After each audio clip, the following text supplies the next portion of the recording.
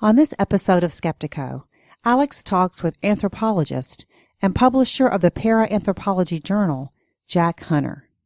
Does this ability manifest itself more in some people than in others? And obviously we know it does, but particularly what I think you bring that I had never thought of, and I think is an interesting thing to kind of grind on, is it more prevalent in certain cultures? Is it more prevalent in certain social situations with certain combinations of events, people, rituals, practices, all those things? And I just think that's mind-blowing. I mean, that opens it up in so many different ways.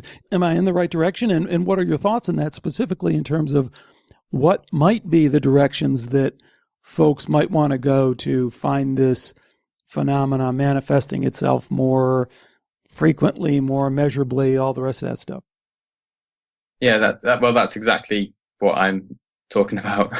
When you look at the anthropological literature or the ethnographic literature and look at the kinds of experiences that people have reported to anthropologists in the field all over the world, you find these kind of common characteristics. For instance, like you said, ritual is it's an important process for people to go through in order to have these kinds of experiences. And I think that the parapsychological community has missed out on that.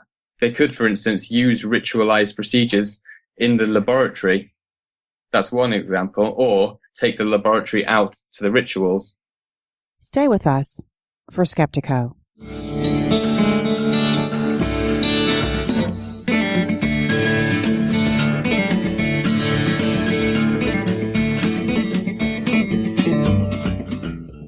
Welcome to Skeptiko, where we explore controversial science with leading researchers, thinkers, and their critics. I'm your host, Alex Tsakiris, and on this episode, Jack Hunter, someone I've been looking forward to talking to for quite some time. He was suggested to me or brought to my attention to me by you, listeners, and I'm so glad you did. His work in Paranthropology is really fantastically mind-bending for me in some ways that I found very, very interesting. So let's get right to the interview. Afterwards, I have a couple of thoughts, want to bring you up to date on just a couple of things that are going on, and I have a question for you from this interview. So here goes. Today we welcome Jack Hunter to Skeptiko. Jack is a doctoral candidate in the Department of Archaeology and Anthropology at the University of Bristol in the UK. He's the author of a very, very interesting book called Talking with the Spirits, and you may know him through his publication, his online journal that he's done for several years now, which is called Paranthropology. Jack, it's been very interesting diving into your work. I've kind of heard about you for a couple years and always thought it was such great work that you're doing, and I'm certainly happy to have you on Skeptiko. So thanks for joining me. Thank you very much. You know, as we were just chatting about really briefly there, what I thought we might do is start with some of the basics.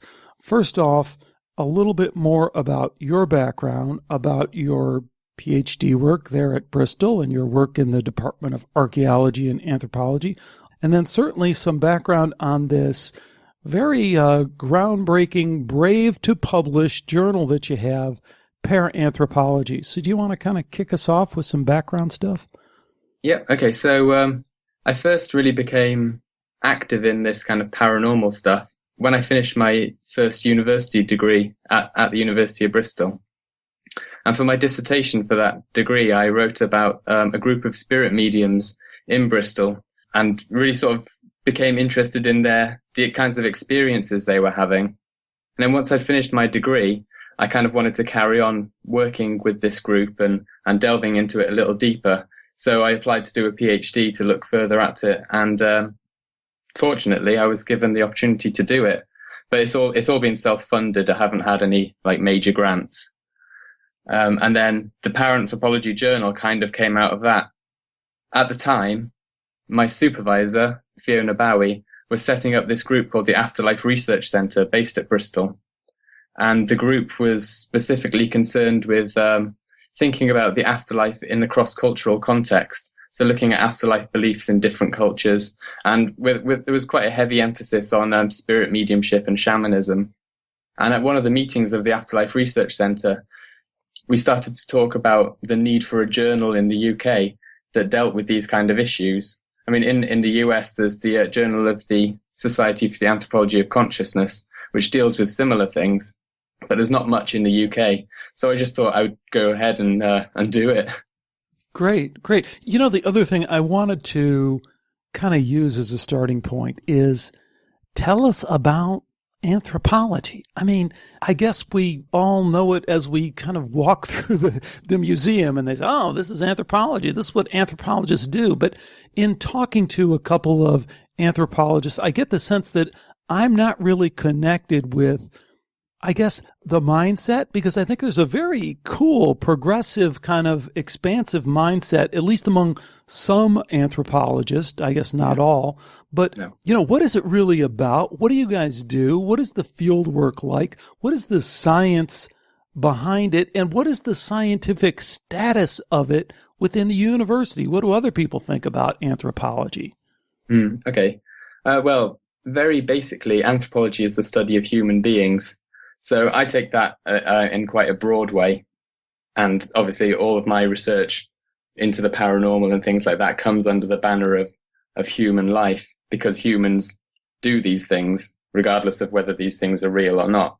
So for an anthropologist, studying human beings, there's specific ways that they do it. And the chief methodology that they use is ethnography, which is basically going into the field, living with people and trying to immerse yourself in their life as deeply as possible, and then writing it, and then from that deducing, you know, perhaps grander theories that can be applied more broadly to human culture. And that's kind of anthropology in a nutshell. For me, though, my fieldwork has been based with this group of spirit mediums in an urban context. So you hear about anthropologists going off to Africa or, you know, the Middle East or, you know, anywhere in the world, basically. But you can also do anthropology at home. And that's kind of what I've done. And the interesting thing about spirit mediumship is that anthropology's had a really long history of investigating spirit mediums, going right back to the very early days of the discipline. But it's always been off in far off distant lands, and very little research has actually been done on spirit mediums sort of within the Western context. It's almost as though anthropology hasn't really wanted to face up to the fact that these things aren't just out there, they're also at home as well. Yeah, yeah. So my research has tried to do that a little bit. And how does that sit with the rest of the college there, the rest of the disciplines? I mean, how do they view anthropology? Kind of as these quirky guys who are okay as long as they stay out there with the Aborigines and the other. But, you know, what is it like, especially when you kind of bring it back home like that? Well, I haven't had any negative experiences with it. I mean, in terms of my involvement in the department, I'm not really there very often. I live in Wales, which is quite a way away from Bristol. But I do sense, and again, I'm just kind of wading into the waters here, so I may be kind of totally off base. But, you know, just some of the stuff that comes through from even kind of more mainstream anthropology does seem to kind of bump up against some sacred cows, just in terms of experience, for example. Yeah. In one of your essays that I found on your very nicely done website at academia.edu, you mentioned taking experience seriously. What are the consequences? And it's one of those little parts of this whole thing that, on one hand, seems so basic. I think, you know, if you just told the kind of man on the street this, what are the consequences of taking experience seriously? And that being this kind of deep philosophy of science kind of question that we really have to wrestle with, I think people would just be stunned. I mean, what do you mean we have to take experience seriously? Of course we take experience seriously. Yeah. Well, what I mean by taking experience seriously is in anthropology, anthropologists going out into the field always come up against these or come across these people who have completely, you know, disparate kinds of experiences to what the anthropologist is used to. And anthropologists have traditionally written about these experiences, but in a kind of almost kind of a dismissive way. So, for instance, experiences of spirit mediumship will be, they might be mentioned, but they won't be delved into. It's not like they want to find out what these experiences actually are. they can see that people do have experiences that are unusual, for instance, but they're not generally willing to take that extra step and analyze the experience in itself, kind of taking a deep phenomenological approach to experience. And that's something that I'm particularly interested in, because when you come across these strange experiences of mediumship and all the kinds of shamanism and out-of-body experiences and stuff, those experiences seem to suggest something that the kind of dominant worldview of our own culture is kind of dismissive of, it kind of ignores. So yeah, I think taking those experiences seriously is an important step for anthropology. It's a huge step, because really when you talk about our culture, you're talking about science as we know it. You're talking about the established scientific paradigm that is pervasive throughout every university, and that's that we should not take these experiences seriously, particularly when they go into these areas that you're talking about that contradict this idea of consciousness being this product of the brain that we can measure very precisely and all the rest of that. So I guess what I'm saying is, it seems to me that anthropology is open in some ways, because just being progressive in nature, it's kind of moved away from, I think, that outdated idea that we can all look at and say, well, gee, of course, we have to be more accepting of other cultures. And we've seen that throughout history, the whole cultural bias that we can place in terms of saying the primitives, these primitive people with primitive ideas. And I think anthropology is a discipline that's kind of helped us rise above that and see in a more culturally inclusive way that we can't do that. And I think your work is just a natural extension of that. That's what I get the sense of, that anthropology is kind of in somewhat of a unique position to be more receptive to jumping the chasm and saying, well, if I'm taking these other experiences of their culture, of their society seriously, well, then of course I should consider taking these paranormal experiences seriously, at least from an experiential basis, from the fact that they say they've had it. Am I wrong there? Is anthropology maybe in a better position to explore some of this than, let's say, neuroscience is, because they're totally wed to this idea that mind equals brain? Yeah, I really think that is the case. Anthropology, because of its very nature as a discipline that's involved with, real life human beings who have real life experiences, we have to be open to those aspects of other people's, whole worldview.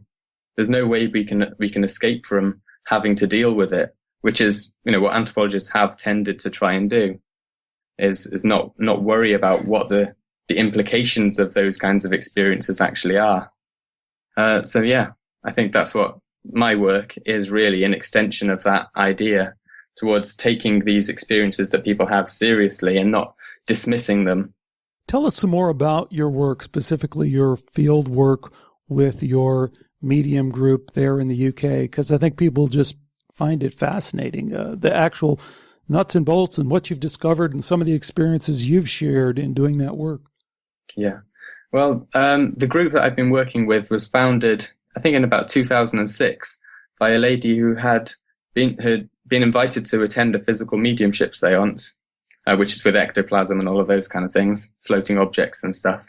And she'd basically had her mind blown by the experience.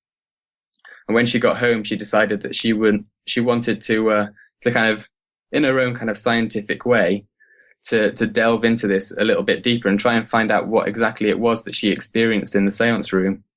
So to do this, she decided she would set up her own spirit lodge, essentially, and invite people in who would go on to develop as mediums, and then basically take things into her own hands and develop the mediums herself from scratch and record all of her experiences and their experiences along the way.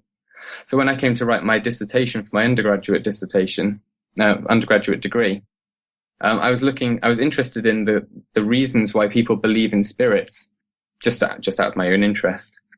And I wanted to find some way of exploring that idea through ethnography.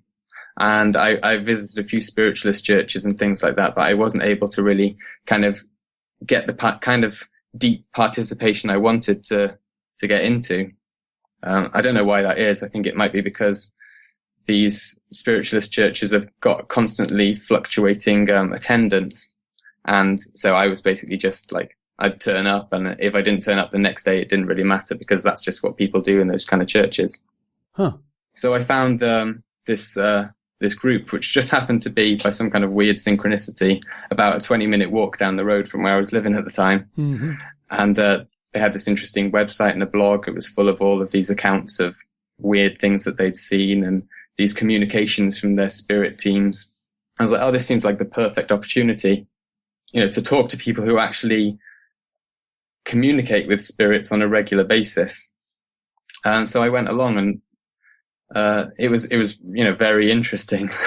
The very first seance I went to was on a really cold winter's morning. I think it was in January, and I had to trek through the snow to get there. And instantly it broke down my preconceived ideas about what a seance was, because it was in the morning. I usually assumed that they would be, at night in the dark. But we went out into the shed in their back garden, literally like a small wooden shed. And inside it was all done up with a circle on the floor and a cabinet in the corner, and chairs all around the edge of the room.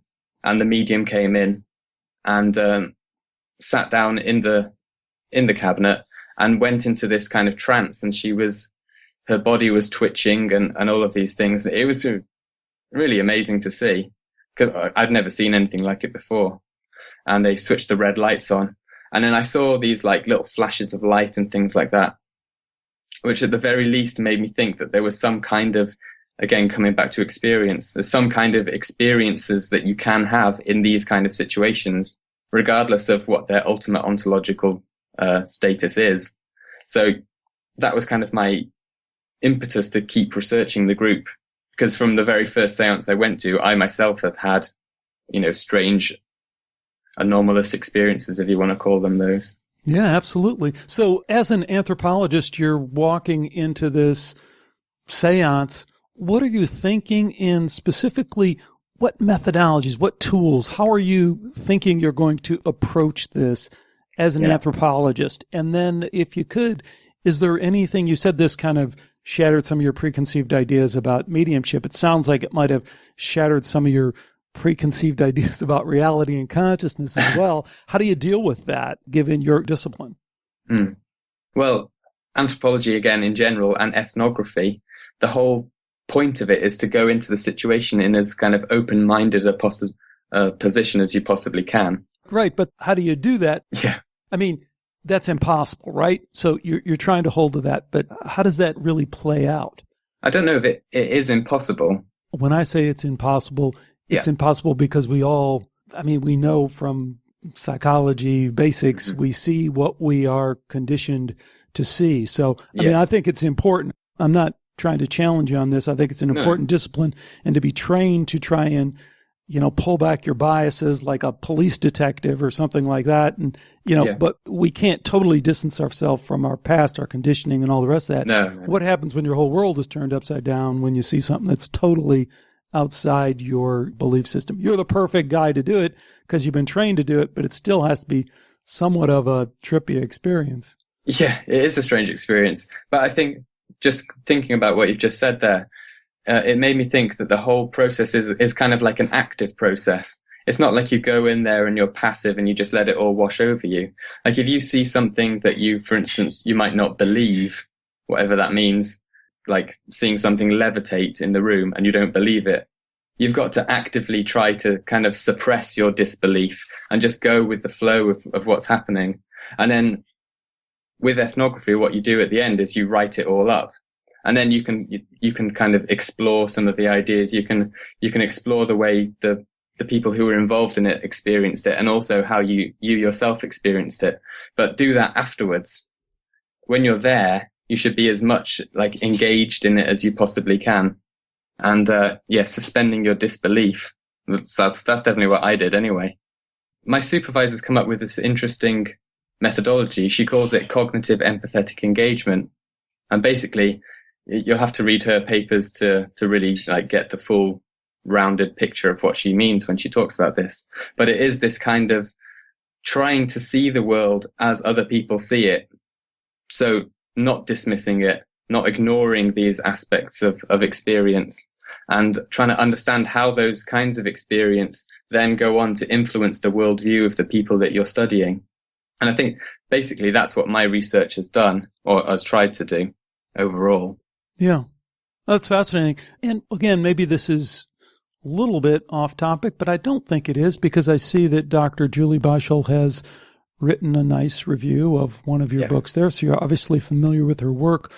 Yep. What is the feedback loop, if you will, like in these areas of anthropology, paranthropology, which we'd have to kind of break apart that word and talk about what we really mean, because para is such a kind of pejorative term sometimes. I don't, it's almost like you attach it to anything and immediately undervalues it, but let's leave that aside for a second. What is the feedback loop like between these strange anomalous phenomena that you're encountering and a more kind of straightforward scientific analysis of whether those phenomena are quote unquote real or some kind of illusion or trick of the brain that we hear about so much from our friends in the anomalistic psychology kind of area? The reality of it or non-reality of it, I mean, on one hand, I hear you saying, well, that doesn't really matter. It's what the people are experiencing or think they're experiencing. But on another level, hell yes, it matters. It's the only thing that matters. Yeah. And I think that's one of the strange things about my kind of perspective on it. Because on the one hand, I am very interested in whether it's real or not. And that's where my interest in parapsychology comes into all of this. Then at the other end of the spectrum, there's my kind of like social science side of myself that's more interested in how the people experience and incorporate these experiences into their lives and all of those kind of things. But one of the things I wanted to do with Paranthropology, with the journal, was to kind of make a space where both anthropologists and parapsychologists could come together and kind of share ideas on what's going on in these kind of situations. I mean, there are anthropologists who have done parapsychological experiments in the field as well, which is quite an interesting area. An anthropologist called Patrick Giesler, for instance, has done work with PK experiments in the field in the Amazon with some positive results as well. But yeah, that kind of crossover is what I'm really interested in. Indeed. And Jack, you have some interesting thoughts in terms of how maybe parapsychology could move forward quicker, better, by incorporating in some of the sensibility that you've gained through this kind of anthropological approach to these phenomena. Do you want to kind of expound on that?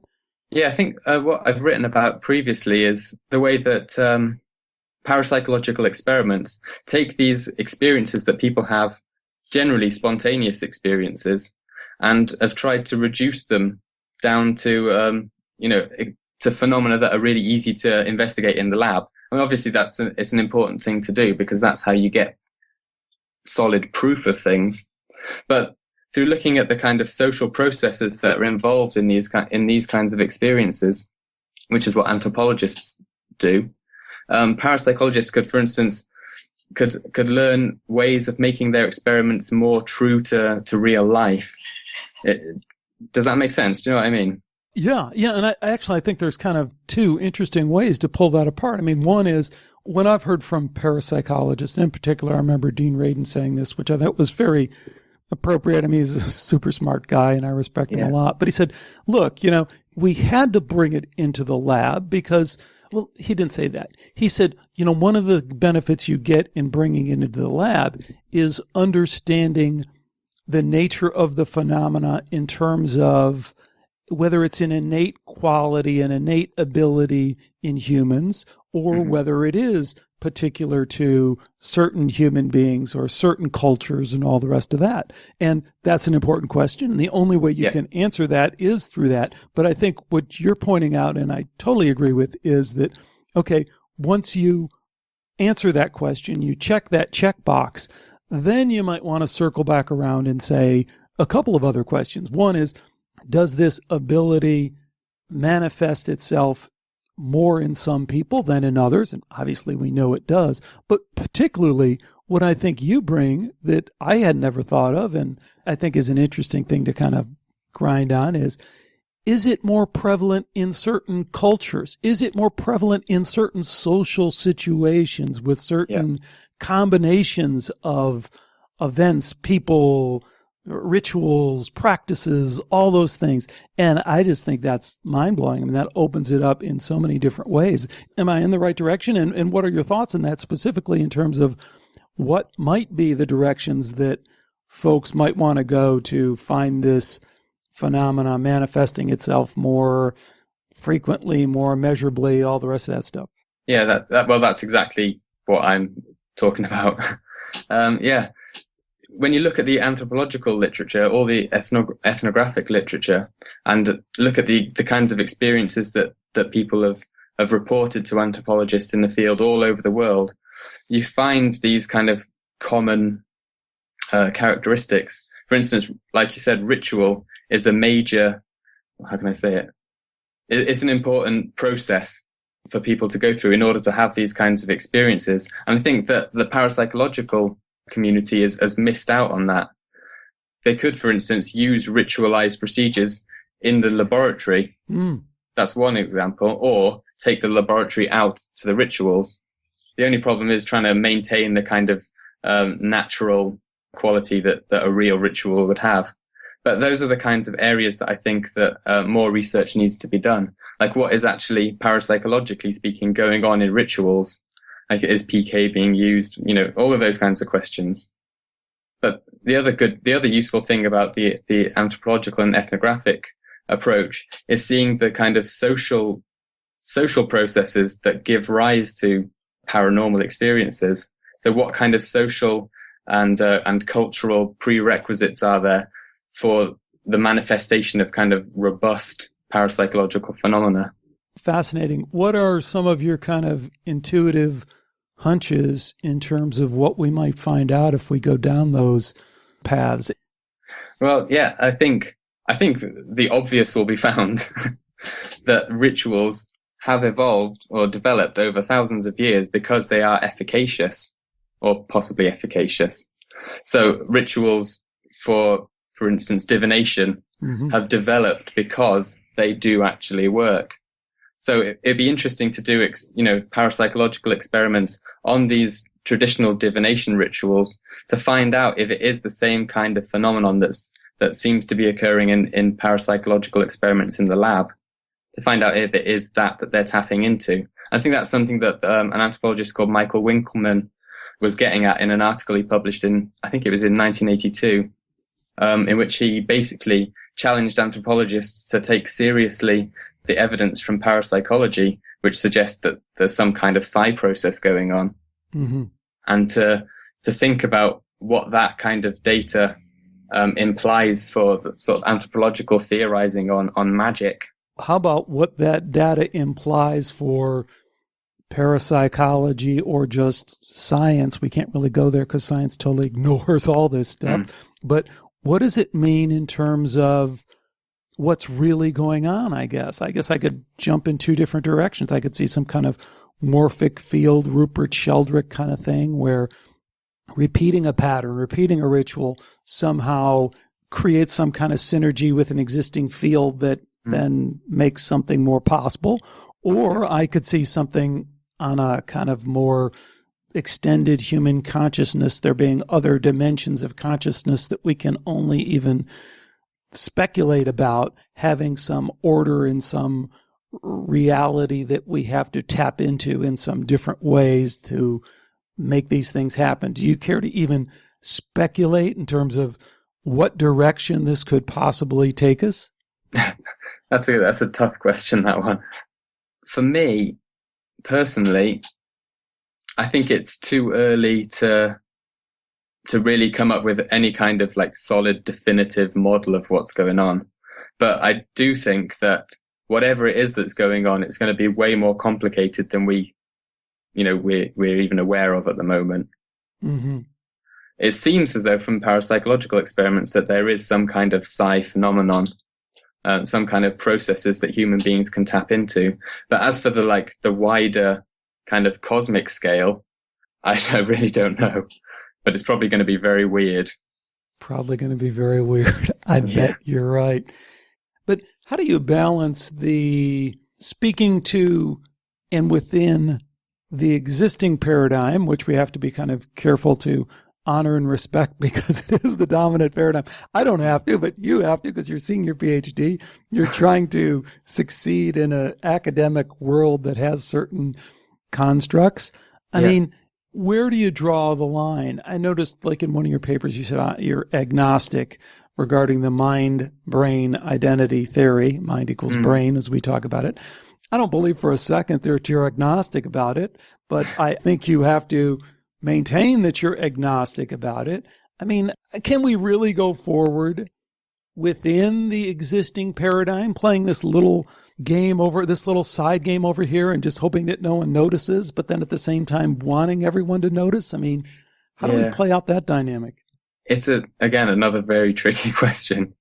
The paradigm that we've got at the moment, basically, either it needs to be completely overhauled and replaced, or it needs some kind of expansion, like an expansion pack added onto it. But I'm not sure how, with this current paradigm, we really can move on.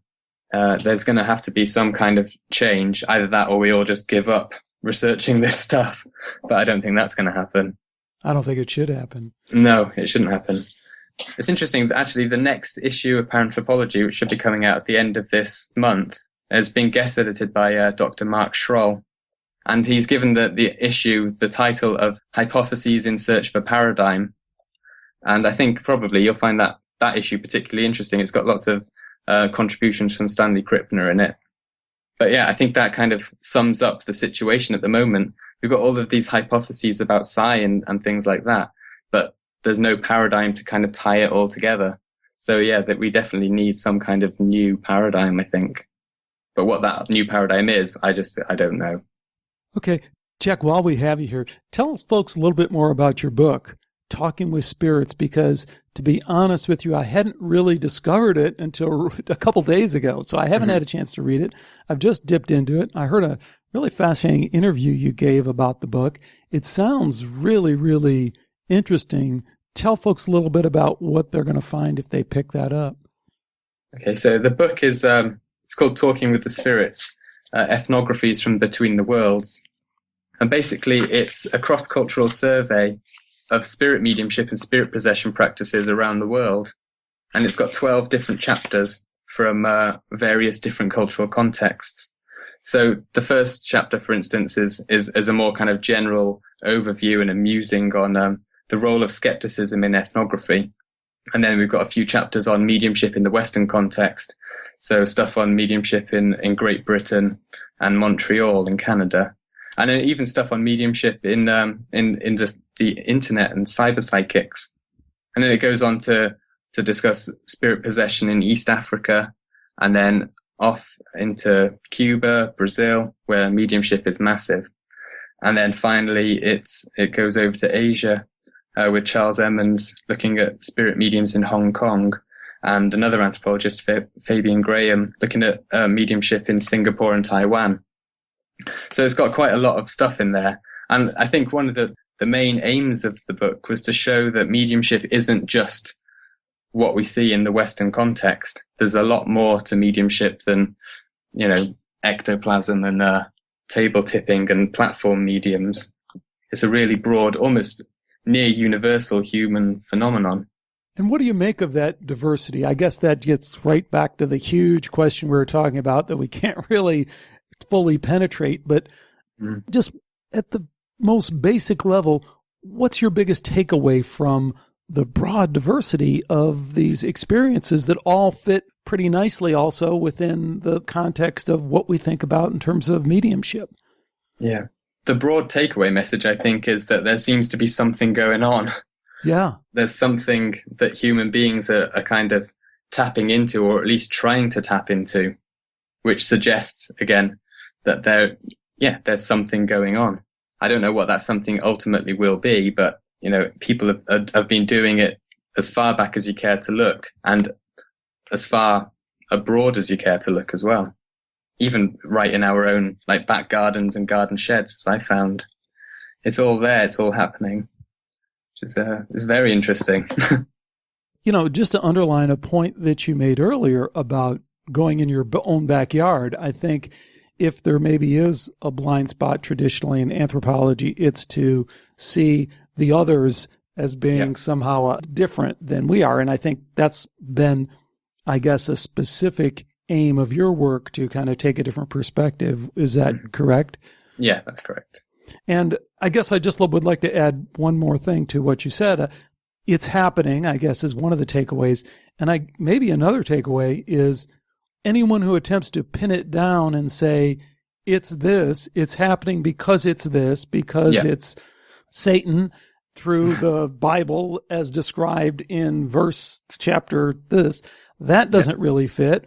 Or people who want to say that it's some kind of new age consciousness changing UFO related, not put down UFOs, but it's this. It's very difficult to say it's this, it's difficult to say it's not this, but it's also difficult to say it is this, right? Yes, it is.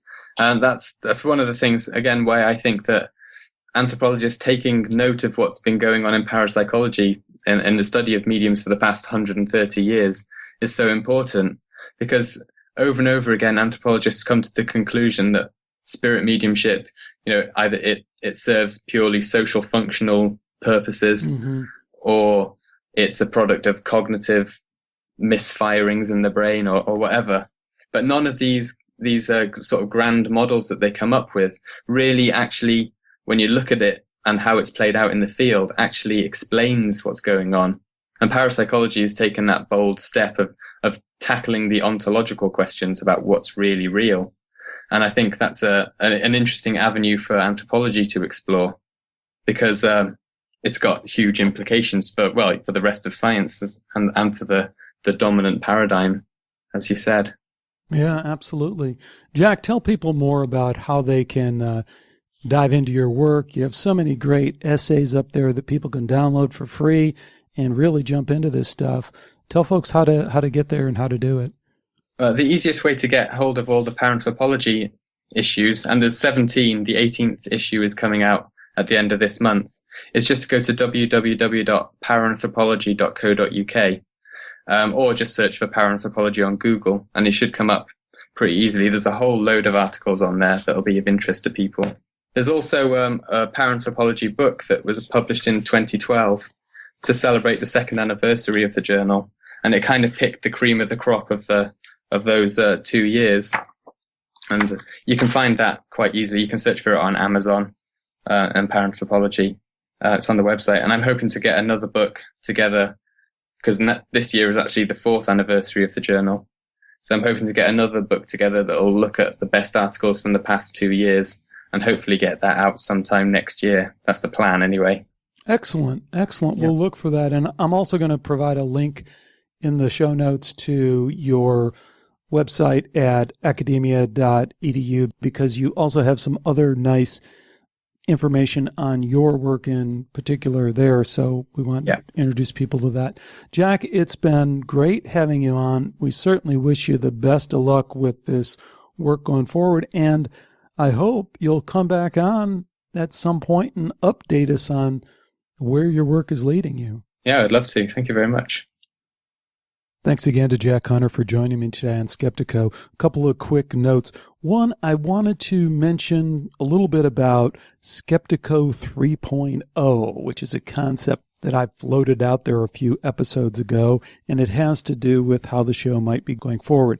And one of the things that has kind of come out of that I really like, and I really think we can build on, is this idea of doing follow-up interviews and building that into the process. So what I'm doing for a couple of shows that we're working on right now is I'm doing the interview, then I'm previewing the interview to some Skeptiko listeners who have expressed an interest in the interview, and they've expressed that interest by going to the forum, and when I announce an upcoming interview, then they're in there saying, hey, here are some of the questions, here's some of the other work this person has done, here's where I think this interview might need to go. So I'm trying to post those forum entries for upcoming interviews on a pretty regular basis. So if you're into the forum, you might want to check for those. And then if you have some good comments there, I'm going to invite you to listen to a pre-release of the interview right after I record it. And then we can engage in a dialogue about what should be the follow-on questions. Because I think the follow-on questions, as I've mentioned so many times in this show, are really where the work gets done in terms of changing thinking on my part, or maybe expanding the thinking of my guests, if I can be so bold as to say that. But that's where some of the fun stuff really happens. So if you'd like to be part of that process, please pop on over to the forum and join the discussion over there. And I think, as I just laid out, you can get into that and it'll be great. You'll be helping me, and hopefully you'll be more engaged in the topics so that you can get more out of them, which is always my hope and intent. So check that out if you're interested. The second thing I wanted to mention, and it's also kind of been going on in the Skeptiko forum, and it's a follow-on again to something that I mentioned in a previous show, is I've really tried to reach out with my old friends in the skeptic and atheist community. Now, I don't want to push this too far, and I don't want to make anyone super uncomfortable, but for a long time, I've had this kind of anytime, anywhere challenge out there to engage, to dialogue. It doesn't have to be a debate, but it sometimes evolves into a debate. But it just strikes me as stunning that all the prominent people in the skeptical communities, quote unquote, are unwilling to engage in critical discussions about science. I mean, come on, the points that I would make are science points. They're all right there in the book. They have to do with the nature of consciousness, near-death experience, all the other stuff that we talk about on this show, the link of spirituality and consciousness. How can these be topics that these folks are not willing to engage in? And yet they're not. And it really reconfirms what I've stated many times that I've discovered, which is these folks are exactly like the Christians that they so rail against, who just want to be left alone to believe what they want and not be challenged on their beliefs. Well, I guess that's well enough. That's not the way I like to operate. Not when you're publicly out there proclaiming yourself to be a critical thinker, proclaiming that you're willing to carefully analyze the evidence and come to the best conclusion possible. I mean, there's a huge contradiction there. So in my process of reaching out and trying to create that dialogue, I've also asked Skeptiko listeners to reach out and do that. So if you're connected to anyone who has a blog, a prominent blog, or a prominent podcast, or is a writer in the skeptical or atheist, they go hand in hand community, please invite them to dialogue, to engage. And I don't care where it's done. It can be done on the Skeptiko platform. It can be done on their platform. I don't care about the format. It can be a structured debate where each person has an allotted time. It can be a free-flow discussion. I'm really a pretty easy guy to talk to, as you know from listening to these shows. I mean, I'm not going to shout somebody down. So if there's anyone out there who can help facilitate that and make that happen, I think that'd be great. I'd love to do it, and I think it'd make for good Skeptiko listening. So then finally, on to a question to tee up from this episode. And what came to mind for me was an extension of a question that we've asked previously, and that is, what about this experience thing? Does experience matter? And obviously, I think it does. And I think that's one of the real blind spots of science, is that they've really danced around and, for the most part, ignored the whole idea of experience. So the extension of that Jack Hunter so beautifully kind of transitions to in this interview and in his work is, what does experience mean from a social standpoint? What is the experience of culture? And how does that matter? What is the experience of ritual, even in this small group that has this ritual? What is that collective experience, and how might that matter? So I think it does two things. One, it opens up a whole bunch of questions about that and about how ritual might matter and how culture might matter. But it also, I think, further highlights this blind spot that experience has to be able to be brought back into the equation and can't be written off as an illusion, just something that's happening inside the brain and doesn't really matter scientifically. So that's the question I tee up. Of course, the place to respond is either through the Skeptiko forum at skeptiko-forum.com, which you can get to from the Skeptiko website, which is at skeptiko.com. Or you can connect with me on Facebook, drop me an email, or leave a comment right there after the show notes. Well, that's going to do it for this episode of Skeptiko. I do have several interesting episodes coming up. They're there, they're waiting. I hope my guests aren't going to be too frustrated at the delay that I'm experiencing between when I'm doing these interviews and when I'm getting them out. But I don't know. It's just part of the process, I guess. I'll try and do better, but I get anxious. I find people that I really want to talk to that I'm excited to, and I call them up and I do these interviews. And a lot of times I realize, oh my gosh, I got a few more than I can really get out. But that's part of the Skeptiko thing for me. At any rate, I do appreciate you listening. Please tell your friends about Skeptiko, blog about us, comment about us, tell other people what's going on here so they can share in what we're doing. And with that, do take care, and bye for now.